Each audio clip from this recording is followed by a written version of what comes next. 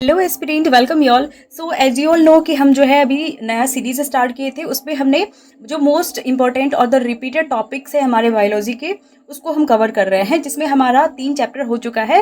That is living world, biological classification और उसके बाद प्लांट किंगडम। तो ये 3 चैप्टर जो है डाइवर्सिटी का है और ये तीनों जो है वो 11th का यूनिट है और ये कंप्लीट हो चुका है, पूरा कंप्लीट हो चुका है। सारे जितने भी रिपीटेड टॉपिक्स थे उनको मैंने अच्छे से करवा दिया है।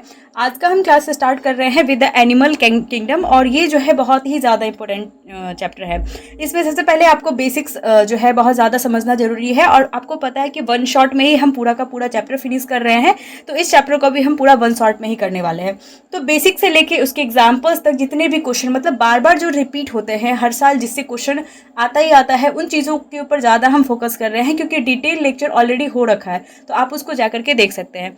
एनिमल किंगडम में सबसे पहले बेसिस जो है एनिमल क्लासिफिकेशन की, उसके बारे में कहा गया है कि एनिमल की क्लासिफिकेशन के बेसिस क्या है। मतलब अगर हम एनिमल को क्लासिफाई कर रहे हैं, जैसे प्लांट की क्लासिफिकेशन हुई थी एल्गी, ब्रियोफाइटा, टेरिडोफाइटा, जिम्नोस्पर्म, एंजियोस्पर्म, तो ऐसे मोस्ट जो थैलॉइड बॉडी थी उससे जो है एडवांस कैटेगरी आई, उसमें रूट, स्टेम, लीफ हमें बाकायदा देखने को मिला एंजियोस्पर्म के अंदर। तो ये सारी चीज़ें जो बेसिक से एडवांस लेवल है, इसमें कुछ ना कुछ कैटेगरीज होती, कुछ ना कुछ बेसिस होती है, जिसके लेवल पे हम उसको क्लासीफाई करते हैं। ऐसे ही एनिमल्स होते हैं, उनको ना किसी बेसिस पे क्या करते हैं, हम क्लासीफाई करते हैं, ताकि हमें समझने में आसानी हो, उनको किस कैटेगरी में रखना है ये हमारे लिए समझना बहुत ज्यादा जरूरी है।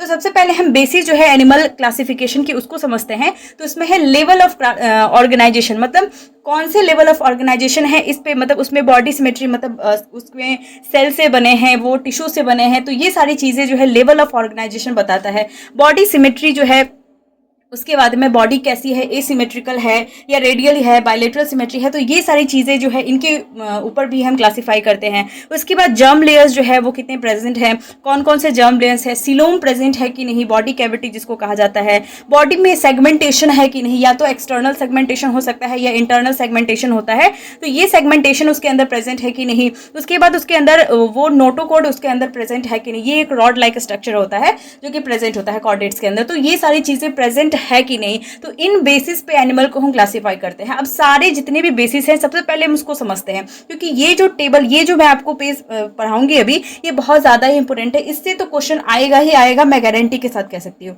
तो यहाँ पे सबसे पहले हम लेवल ऑफ ऑर्गेनाइजेशन और उसके जो किंगडम है उसके साथ हम उसको क्या करेंगे, हर एक किंगडम का मतलब वो कौन सा जो है लेवल को फॉलो कर रहा है उसके बारे में हमें समझना है। तो सबसे पहले जो सेलुलर, मतलब जो लेवल ऑफ क्लासिफिकेशन या ऑर्गेनाइजेशन है, उसमें आता है सबसे पहले सेलुलर लेवल। सेल के बेसिस पे, मतलब सेलुलर ऑर्गेनाइजेशन है उसके बेसिस पे सबसे लोएस्ट कैटेगरी जो है, सबसे लोएस्ट किंगडम वो है पॉरीफेरा, और इसको स्पॉन्जिस भी कहते हैं। तो सेलुलर लेवल पे जो है पॉरीफेरा जो है इसको हम क्लासीफाई करते हैं। तो पॉरीफेरा के अंदर सेलुलर लेवल ऑफ क्लासिफिकेशन होता है, ये आपको याद रखना है। उसके बाद नेक्स्ट आता है सिलेंट्राटा और टीनोफोरा। निडेरिया, मतलब निडेरिया को ही सिलेंट्राटा भी बोलते हैं, और टीनोफोरा।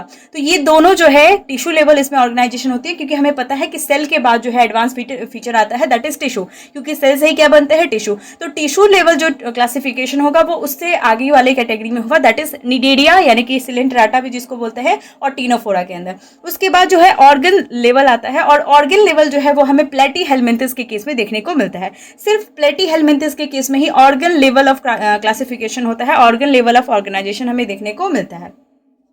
नेक्स्ट हम बात करते हैं ऑर्गन सिस्टम लेवल की, और ऑर्गन सिस्टम लेवल जो होता है ये एस्केलमेंथस से लेकर के बाकी जितने भी कॉर्डेट्स हैं वो जो है वो पूरा जो है, मतलब आपको समझना होगा। सबसे पहले मैं आपको यहाँ पे बता देती हूँ कि जो है एनिमल किंगडम है उसको क्लासीफाई किया जाता है सबसे बेसिक पॉरीफेरा से लेकर कॉर्डेट्स तक, ठीक है, जिसमें सबसे पहले आता है पॉरीफेरा, उसके बाद सिलेंट्राटा, उसके बाद टीनोफोरा, उसके बाद प्लेटीहेलमिन्थस, एस्केलमिन्थस, एनिलिडा, आर्थ्रोपोडा, मोलस्का, एकाइनोडर्माटा, हेमिकॉर्डाटा, उसके बाद आता है कॉर्डाटा।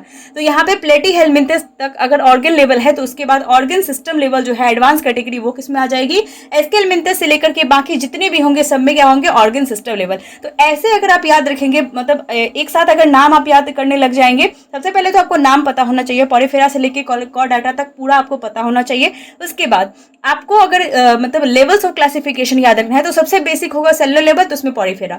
उसके बाद टिश्यू लेवल आ गया तो निडेरिया और टीनोफोरा। ऑर्गन लेवल में सिर्फ एक ही है, दैट इज प्लेटीहेलमिन्थस, और ऑर्गन सिस्टम लेवल ये एडवांस लेवल है, तो ये एस्केलमिन्थस से लेकर कॉर्डाटा तक में पूरा प्रेजेंट होता है। नेक्स्ट हम दूसरा बात करते हैं दैट इज सिमेट्री की। अब ये जो सिमेट्री होती है, बॉडी सिमेट्री, ये एसिमेट्रिकल, मतलब ऑर्गेनिज्म एसिमेट्रिकल हो सकता है, उसका कोई सिमेट्री नहीं होता है। मतलब सिमेट्री वो चीजें होती है जिससे अगर उसको कट करेंगे तो या तो वो दो चीजें में, मतलब दो पार्ट में इक्वल डिवाइड हो सकता है, या इक्वल डिवाइड नहीं होगा, या फिर वो डिवाइड ही नहीं होगा। तो एसिमेट्रिकल जो बॉडी होती है जिसको किसी भी तरह से कट किया जाएगा तो वो दो इक्वल हाफ्स में डिवाइड नहीं होगा, तो वो एसिमेट्रिकल होता है। वो होता है दैट इज मोस्टली पॉरीफेरा, जो सबसे लोएस्ट कैटेगरी है, उसके अंदर ही हमें एसिमेट्रिकल कंडीशन हमें देखने को मिलती है। उसके बाद हम बात करते हैं रेडियल सिमेट्री की। तो रेडियल सिमेट्री जो होता है ये हमें देखने को मिलता है निडेरिया में, टीनोफोरा में और एडल्ट एकाइनोडर्माटा, इन दोनों में। मतलब यहाँ पे अगर रेडियल सिमेट्री वो कंडीशन होती है जिसमें कि हम कहीं से भी कट करेंगे तो दो इक्वल पार्ट में डिवाइड होगा, तो ये रेडियल सिमेट्री होती है, मतलब रेडियल होता है। उसके बाद यहाँ पे इसका एग्जाम्पल आपको पता होना चाहिए, निडेरिया, टीनोफोरा और एडल्ट एकाइनोडर्माटा। ये बहुत ही ज्यादा इंपॉर्टेंट है, यहाँ से हर बार क्वेश्चन आता है। जो एडल्ट एकाइनोडर्माटा होता है उसके अंदर रेडियल सिमेट्री हमें देखने को मिलती है। और इसका ही जो क्या बोलते हैं इसको, एडल्ट है, इसका जो एडवांस कैटेगरी होता है दैट इज द बायलिटरल सिमेट्री, वो इसके जो क्या बोलते हैं, इसके लार्वा के अंदर प्रेजेंट होता है। तो ये आपको पता होना चाहिए। उसके बाद हम बात करते हैं बायलिटरल सिमेट्री की।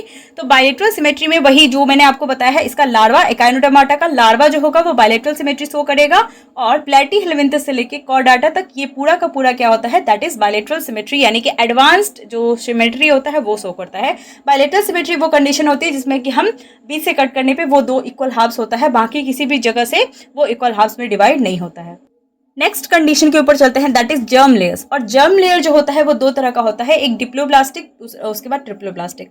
जो डिप्लोब्लास्टिक जर्म लेयर्स होते हैं उसमें जो है हमें देखने को मिलता है एक्टोडर्म और इंडोडर्म, ठीक है। यहाँ पे मीजोडर्म जो होता है वो एब्सेंट होता है, और मीजोडर्म के जगह जो है यहाँ पे मीजोग्लिया प्रेजेंट होता है in the case of diploblastic. लेकिन ट्रिप्लोब्लास्टिक वो जर्म लेयर्स होते हैं जहाँ से एक्टोडर्म, मीजोडर्म और इंडोडर्म तीनों जर्म लेयर्स प्रेजेंट होते हैं। तो डिप्लोब्लास्टिक जो है उसका एग्जांपल हो जाता है निडेरिया और टीनोफोरा, और जो ट्रिप्लोब्लास्टिक होता है उसमें आता है प्लेटीहेलमिन्थस से लेके कॉर्डाटा तक, ये पूरा का पूरा क्या होता है, दैट इज ट्रिप्लोब्लास्टिक कंडीशन हमें देखने को मिलता है।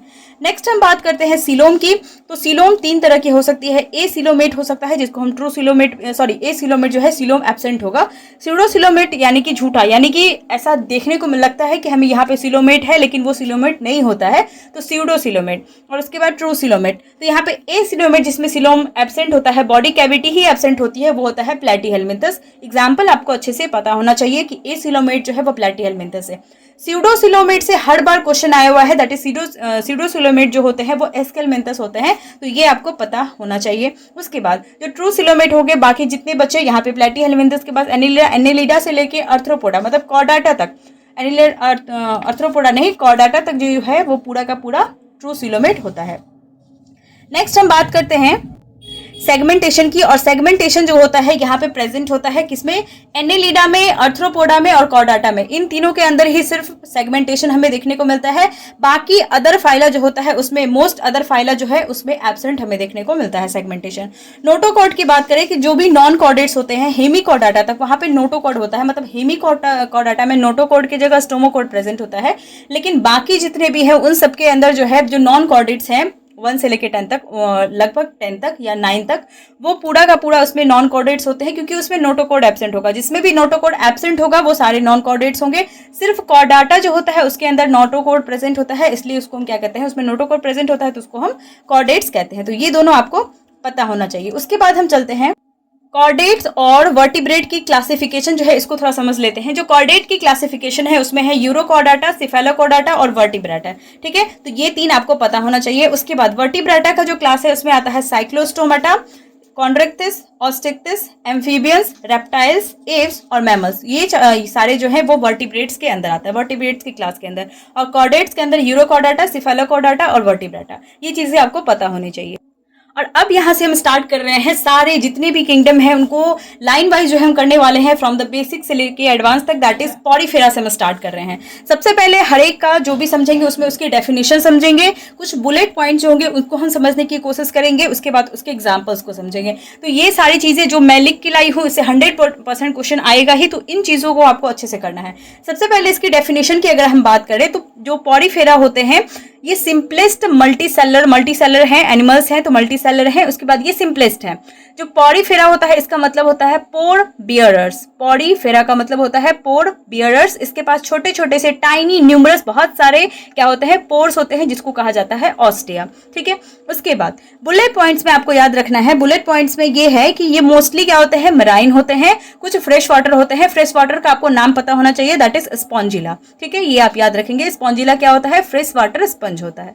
दूसरा, ये सेसाइल होते हैं और एसिमेट्रिक बॉडी होता है, ये आपको ऑलरेडी पता है। इसमें सेलुलर लेवल ऑफ ऑर्गेनाइजेशन है, ये ऑलरेडी मैंने आपको बता दिया है। ये डिप्लोप्लास्टिक होते हैं। उसके बाद इसकी जो बॉडी होती है, ये चीजें आपको समझना है कि इसकी जो बॉडी होती है उसमें बहुत सारे जो है न्यूमरस पोर्स होते हैं, छेद होते हैं, जिसको कहा जाता है ओस्टिया। और बहुत सारे ओस्टिया होते हैं और वहां से क्या होता है, जो भी वाटर या बाहर की चीजें जो भी आनी रहती है उसके ऑस्टिया के थ्रू बाहर से पानी क्या होता है उसके अंदर आता है। उसके अंदर जो आता है, जहां पे पानी इकट्ठा होता है, उस जगह को कहा जाता है कैविटी। मतलब वो कैविटी होता है, उसका नाम क्या है, स्पॉन्जी सील कैविटी। ठीक है, तो ये स्पॉन्जी सील कैविटी आपको पता होना चाहिए। और अब जो है उन वाटर को बाहर जाना है, तो बाहर जाना है, जो भी एक्सक्रीट आउट होगा, मतलब वहां से जो भी एक्सक्रीटा बनेगा वो बाहर जाएगा, तो उसको निकलने के लिए जो जगह चाहिए वो एक ही होता है, सिंगल होता है, जिसको हम क्या करते हैं, दैट इज ऑस्किलम। तो बहुत सारे न्यूमरस जो है ऑस्टिया होते हैं, वो स्पॉन्जी सील कैविटी के अंदर, बॉडी के अंदर आते हैं और वहां से ऑस्किलम से क्या होता है, फिर बाहर चला जाता है।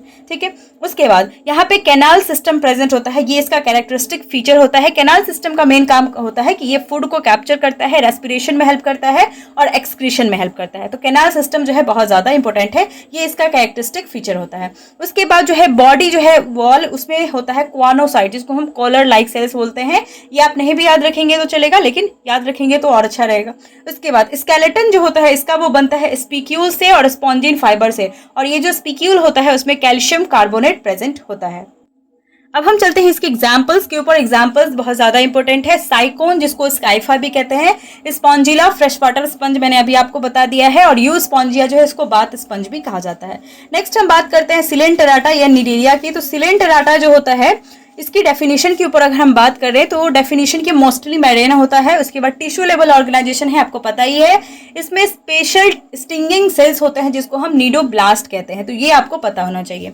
अब बुलेट पॉइंट्स की बात कर ले तो बुलेट पॉइंट्स में आता है कि मोस्टली मेरीन होते हैं, कुछ फ्रेश वाटर होते हैं। फ्रेश वाटर का नाम आपको याद रखना है, that is hydra.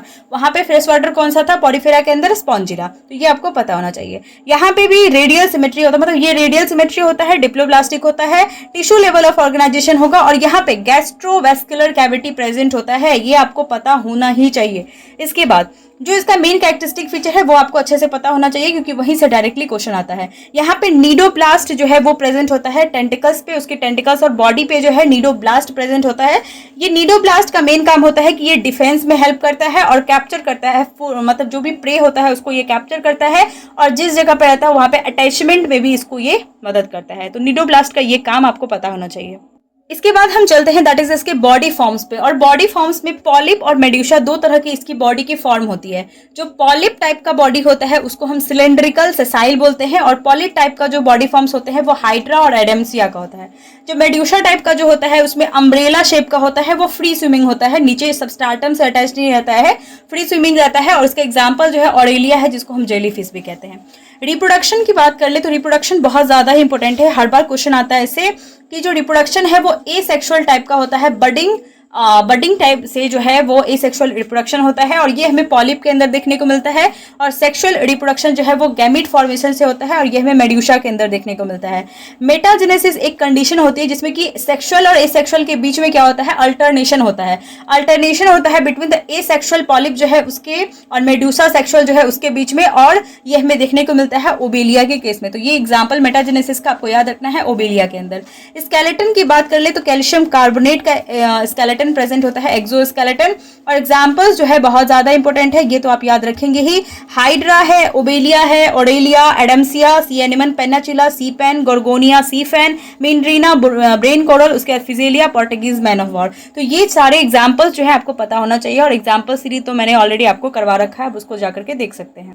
Next we are moving toward the third kingdom, that is the Ctenophora. Ctenophora जो होता है, इसका डेफिनेशन है, ये एक्सक्लूसिवली मैरीन होता है। एक्सक्लूसिवली मैरीन है, तो ये वर्ड आपको बहुत अच्छे से याद रखना है कि एक्सक्लूसिवली मैरीन कौन है, टीनोफोर्स है। इसके बाद इनको हम कोम्ब जेलीज या फिर सी वॉलनट भी कहते हैं। टीनोफोर्स जो होते हैं इसको हम कोम्ब बियरर्स कहते हैं, क्योंकि यहाँ पे जो है इसकी बॉडी के पास 8 रोज ऑफ सिलियरी कॉम्प्लेट्स प्रेजेंट होता है। ठीक है, उसके बाद बुलेट पॉइंट्स की अगर हम बात करें तो बुलेट पॉइंट्स में आपको याद रखना है कि ये रेडियल सिमेट्री होता है यहाँ पे।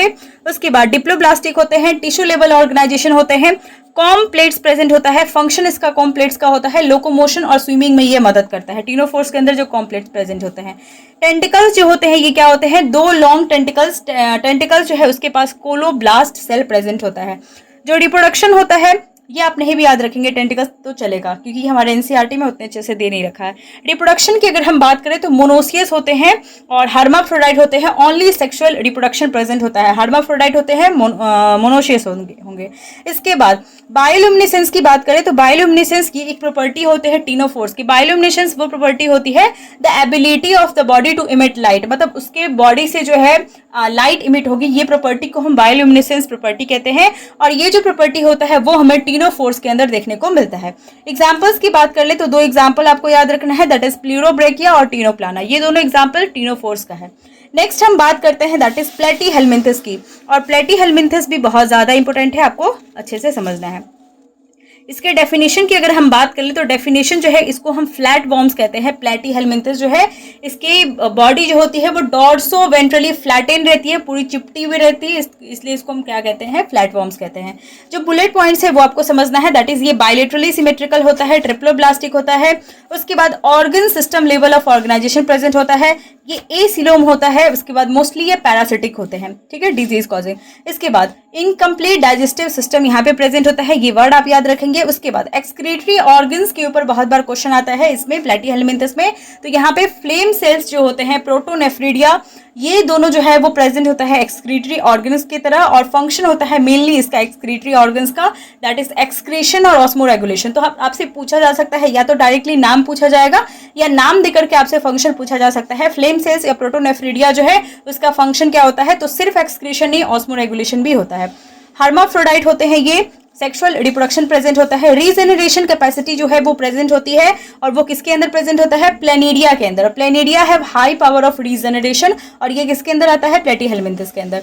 एग्जांपल्स की अगर हम बात करें तो एग्जांपल्स में टीनिया जिसको हम टेपवॉर्म कहते हैं, फेशियोला जिसको हम लीवर फ्लूक कहते हैं, और प्लेनिडिया जो है फ्री लिविंग फ्लैटवॉर्म्स होते हैं, ये आपको नाम याद रखना है। जो टेनिया सोलियम होता है ये टेनियासिस, ये एक्स्ट्रा पॉइंट मैंने लिखा है, टेनिया सोलियम जो होता है ये टेनियासिस कॉज करता है। और जो फेसियोला हिपेटिका है जिसको हम लिवर फ्लूक भी कहते हैं, ये लिवर को इन्फेक्ट करता है शिप, कैटल और ह्यूमंस के केस में।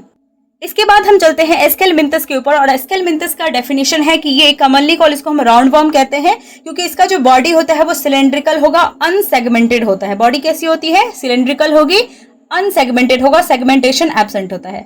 ये पहला सीडोशिलोमेट एनिमल्स है with an organ system level of organisation. Organ system level of organisation होती है, लेकिन यहाँ पे पहला ये सीडोशिलोमेट है, और सीडोशिलोमेट का एग्जांपल आपको अच्छे से याद रखना है। बुलेट पॉइंट्स की बात कर ले तो यहाँ पे ये बायलेटरल सिमेट्रिकल होगा, ट्रिप्लोब्लास्टिक होगा, organ system level of organisation होगा, और इसकी जो बॉडी रहती है वो टफ क्यूटिकल से कवर्ड रहती है।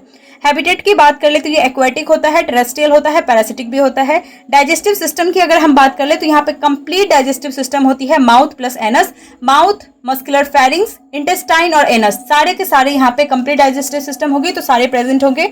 एक्सक्रीशन की अगर हम बात करें तो यहाँ पे एच शेप का रेनेट सेल्स प्रेजेंट होता है, जिसके द्वारा एक्सक्रीशन देखने को मिलता है। रिप्रोडक्शन की अगर हम बात करें तो ये डायोसियस होते हैं, और यूनिसेक्सुअल और सेक्सुअल डायमॉर्फिज्म प्रेजेंट होता है। सेक्सुअल डायमॉर्फिज्म वो तरीका होता है जिससे हम मेल एंड फीमेल को आइडेंटिफाई कर पाते हैं किसी ना किसी तरीके से। तो यहाँ पे मेल जो होता है वो स्मॉलर होता है देन द फीमेल्स। एग्जांपल्स की अगर हम बात करें तो यहाँ पे एस्कैरिस होता है जिसको हम राउंड वर्म कहते हैं, और वो चिरेरिया जो है इसको हम फिलेरियल वर्म कहते हैं। दोनों एग्जाम्पल आपको पता होना चाहिए। Next we are moving toward Annelida, और एनिलिडा जो है इसकी डेफिनेशन की अगर हम बात कर ले तो ये इसकी बॉडी कैसी होती है, सेगमेंटेड होती है, और इसका जो नाम है वो डिराइव होता है फ्रॉम द लैटिन वर्ड जिसको हम कहते हैं एन्यूलस, जिसका मतलब होता है लिटिल रिंग। बुलेट पॉइंट्स की अगर हम बात कर ले तो इलोंगेटेड, सिलेंड्रिकल और मेटामेडिकली सेगमेंटेड इसकी बॉडी होती है, बायलेटरली सिमेट्रिकल होता है, ट्रिप्लोब्लास्टिक होता है, और ये ट्रू सिलोमेट भी होता है। हैबिटेट की बात करें तो ये फ्रेश वाटर में भी देखने को मिलता है, टेरेस्ट्रियल हैबिटेट में देखने को मिलता है, और मराइन हैबिटेट में भी देखने को मिलता है। फ्री लिविंग भी होता है और पैरासिटिक भी होता है। इसके बाद इसके अंदर लोकोमोशन की अगर हम बात करें तो इसकी बॉडी जो होती है उसमें इसकी बॉडी बेयर करती है काइटिनस सीटे, जो कि इसको लोकोमोशन में चलने में, इसको लोकोमोट होने में मदद करता है। पैरापोडिया जो होता है ये भी लोकोमोशन के लिए होता है और ये नीरीज के अंदर प्रेजेंट होता है। तो ये आपसे पूछा जा सकता है कि पैरापोडिया किस में प्रेजेंट होता है। कंप्लीट यहाँ पे digestive system mouth plus anus present होता है। क्लोज सर्कुलेटरी सिस्टम जो है वो प्रेजेंट होता है। उसके बाद यहाँ पे रेस्पिरेशन की अगर हम बात करें तो बॉडी सर्फेस से होती है अर्थवर्म में, और पैरापोडिया से जो है नीरीज के अंदर देखने को मिलता है। एक्सक्रीशन की अगर हम बात करें तो यहाँ पे नेफ्रीडिया होता है, जो कि एक्सक्रीशन और ऑस्मोरेगुलेशन दोनों में ही हेल्प करता है। रिप्रोडक्शन की अगर हम बात करें तो अर्थवर्म और लीच जो होते हैं वो हर्माफ्रोडाइट होते हैं, और यहाँ से क्वेश्चन आया हुआ है, आप इसको याद रखेंगे कि earthworm and leech are the hermaphrodite, और नीरीज जो होते हैं डायोसियस यानी यूनिसेक्सुअल होते हैं। तो ये आपको याद रखना है। एग्जाम्पल्स की बात करें तो नीरीज, फेरेटिमा और हिरोडिनारिया, ब्लड सकिंग लीच जिसको कहा जाता है, और ये तीनों आपको पता होना चाहिए। नेक्स्ट हम चलते हैं आर्थ्रोपोडा की तरफ, और आर्थ्रोपोडा जो है इसकी डेफिनेशन की बात करें तो ये सबसे लार्जेस्ट फाइलम है, और इसका मतलब होता है आर्थ्रोपोडा का मतलब होता है जॉइंटेड लेग्स। पोडा का मतलब होता है लेग्स और आर्थ्रो का मतलब होता है जॉइंटेड। जैसे आर्थराइटिस जो होता है जॉइंट्स की प्रॉब्लम, वैसे आर्थ्रोपोडा जो है उसका मतलब होता है जॉइंटेड लेग्स। बुलेट पॉइंट्स की अगर हम बात करें तो ये बायलेटरली सिमेट्रिकल, ट्रिप्लोब्लास्टिक, सेगमेंटेड इसकी बॉडी होती है। यहाँ पे सेगमेंटेशन हमें देखने को मिलता है। Organ system level of organisation होगा, ट्रू सीलोम प्रेजेंट होता है। बॉडी डिवाइडेड होता है हेड, थोरैक्स और एब्डोमेन में, बकायदा मतलब हेड होगी, थोरैक्स होगी और एब्डोमेन प्रेजेंट होगी। एक्सोस्केलेटन की अगर हम बात करें तो इसकी बॉडी जो है वो कवर्ड रहती है हार्ड काइटिन की बनी हुई एक्सोस्केलेटन से।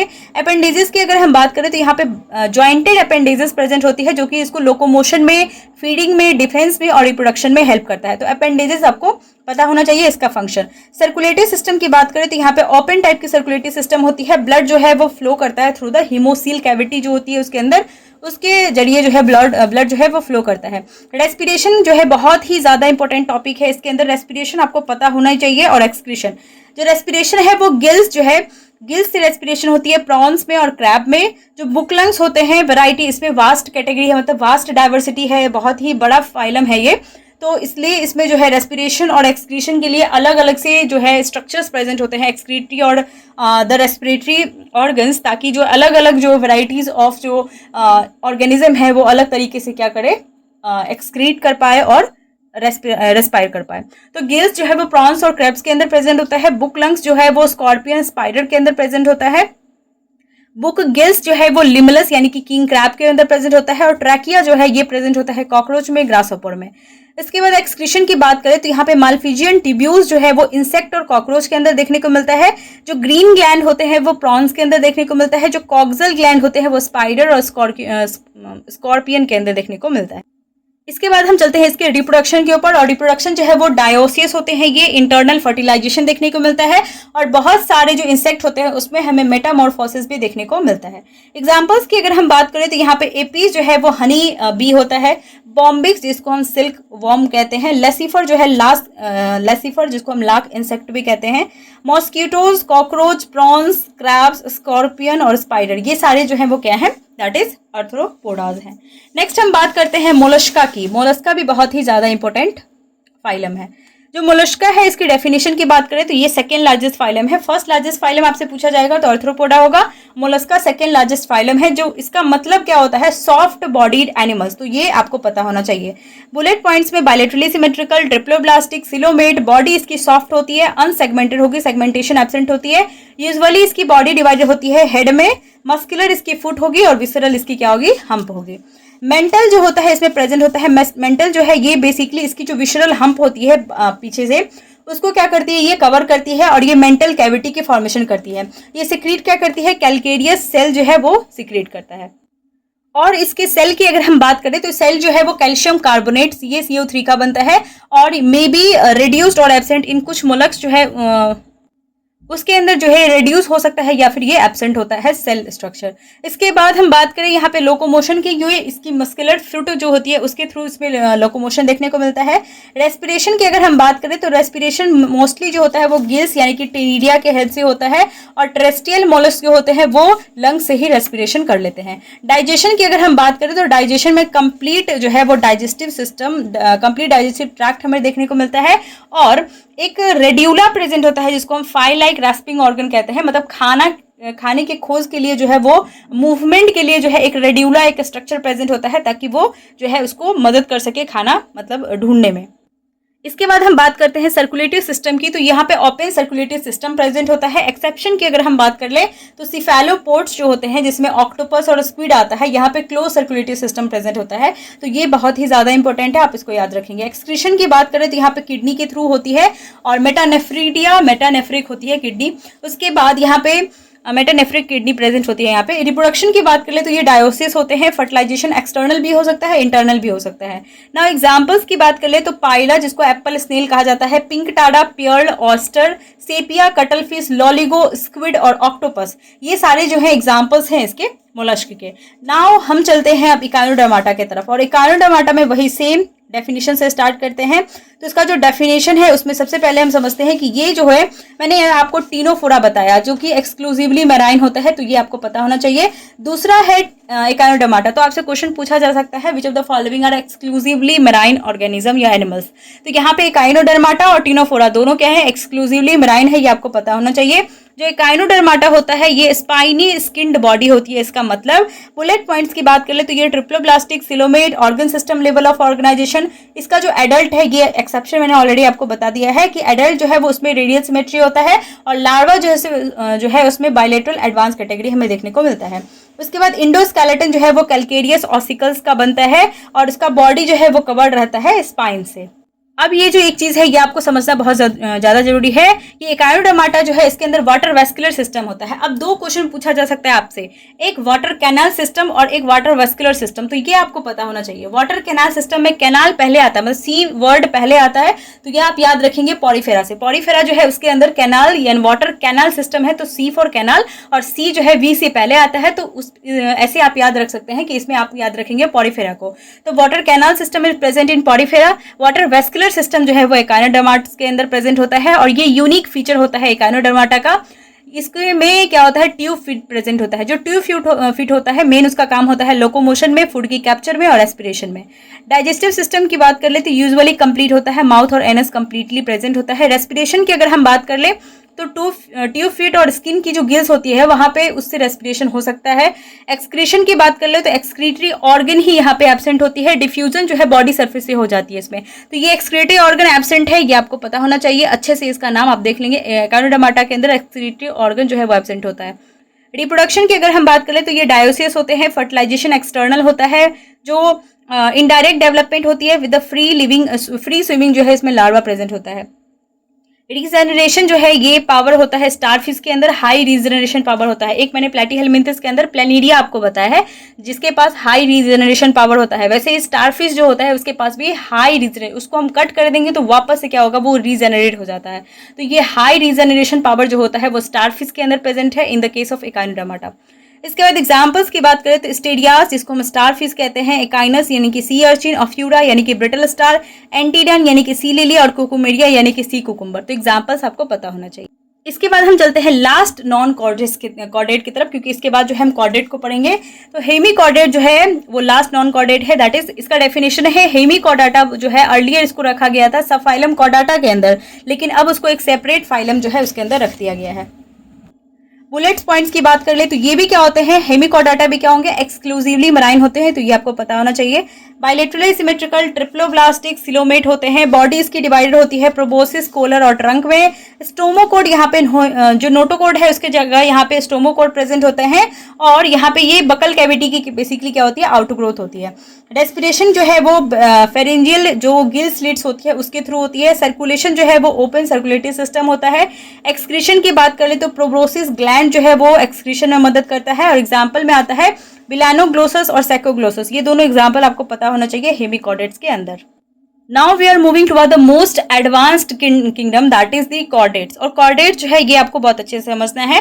डेफिनेशन की बात करें तो पॉजेस नोटोकोड, यहाँ पे नोटोकोड प्रेजेंट होगी। एटलीस्ट उसके कुछ स्टेजेस जो होंगे लाइफ साइकिल उसमें, या तो एम्ब्रियोनिक में या एडल्ट फेज में, किसी में भी जो है वो हमें कॉर्डेट नोटोकोड जो है वो देखने को मिल सकता है।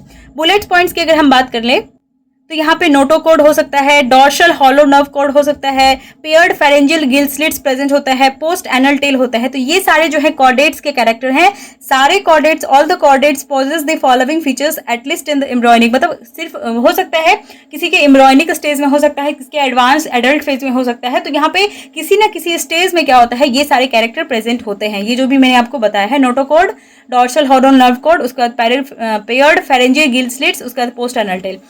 क्लोज सर्कुलेटरी सिस्टम होता है, वेंट्रल हार्ट होता है, एक्सक्रीटरी ऑर्गन यानी कि किडनी प्रेजेंट होता है।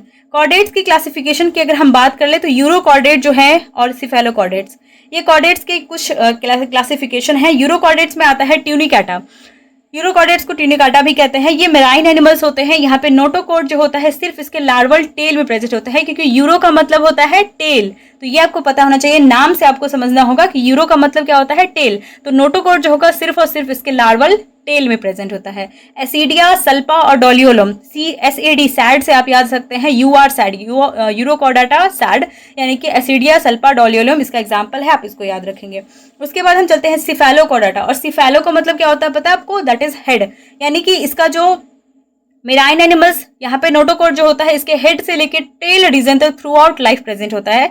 सिफेलो का मतलब होता है हेड, तो ये आपको पता होना चाहिए। ब्रैंकियोस्टोमा एम्फियोक्सस जो है, या जिसको लेंसलेट भी कहा जाता है, वो सिफेलोकॉर्डाटा का एग्जाम्पल है। अब हम चलते हैं वर्टिब्राटा, जिसको हम क्रेनियाटा भी कहते हैं, क्योंकि यहाँ पे क्रेनियम प्रेजेंट होता है, ब्रेन बॉक्स। फीचर्स की अगर हम बात करें तो यहाँ पे नोटोकॉर्ड जो होता है वो वर्टिब्रल कॉलम से एडल्ट में रिप्लेस हो जाता है। ब्रेन जो होता है वो क्रेनियम के अंदर इंक्लोज रहेगा, और यहाँ पे इंडोस्केलेटन जो है बोनी या फिर कार्टिलेजनस किसी भी तरह का इंडोस्केलेटन प्रेजेंट हो सकता है। इसके क्लासेस की अगर हम बात करें तो यहाँ पे आता है cyclostoma, chondrichthyes, osteichthyes, amphibia, reptilia, aves, mammals. तो क्लासेस की अगर हम बात कर ले वर्टिब्रेट्स की, तो साइक्लोस्टोमा जो होता है इसको हम जॉलेस फिश कहते हैं। यहाँ पे नोटोकॉर्ड जो होगा इसके पूरे लाइफ टाइम जो है वो परसिस्ट रहती है। एग्जाम्पल आपको पता होना चाहिए, पेट्रोमाइजन, लैम्प्रे मिक्सिन, जिसको हैगफिश कहा जाता है। तो ये दोनों एग्जाम्पल आपको याद रखना है।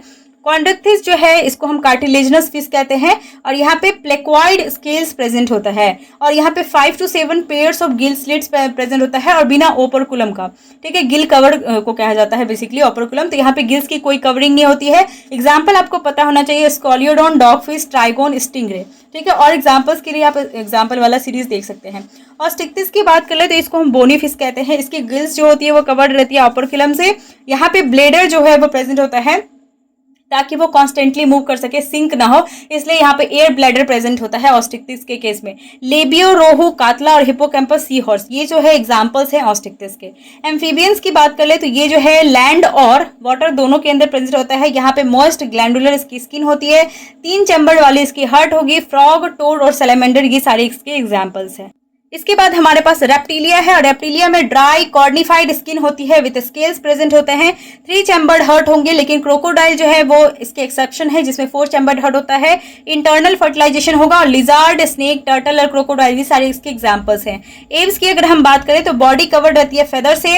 यहाँ पे फोरलिम जो है मॉडिफाई हो जाता है विंग्स में, और 4 चैम्बर्ड हर्ट होता है। वार्म ब्लडर होता है ये। पीजन, क्रो और पैरट ये सारे इसके एग्जाम्पल्स हैं। मैमेलिया की अगर हम बात करें तो यहाँ पे मेमरी ग्लैंड जो है वो प्रेजेंट होता है। बॉडी पे हमें हेयर देखने को मिलेगा। एक्सटर्नल ईयर जिसको पिन्ना कहते हैं वो प्रेजेंट होता है। 4 चैम्बर्ड हर्ट होता है। वार्म ब्लडर होते हैं। मोस्टली ये विविपैरस होते हैं। एग्जाम्पल्स से बात करें तो human, whale, cat, fish, cat, dog, tiger, lion ये सारे इसके एग्जाम्पल्स हो गए। एग्जाम्पल सीरीज आपको देखना है तो आप देख सकते हैं। और यहाँ पे आके हमारा पूरा चैप्टर फिनिश हो गया है, और मैं उम्मीद करती हूँ कि आपको जो है पूरा चैप्टर समझ में आ गया है। आप इसको 2x पे जाकर के फिर से देख सकते हैं, आपको अच्छे से समझ में आएगा। और हैंड रिटन नोट्स के लिए आप इंस्टाग्राम, टेलीग्राम से जुड़ सकते हैं, आपको मिल जाएगा। तब तक के लिए stay tuned, stay healthy and thank you.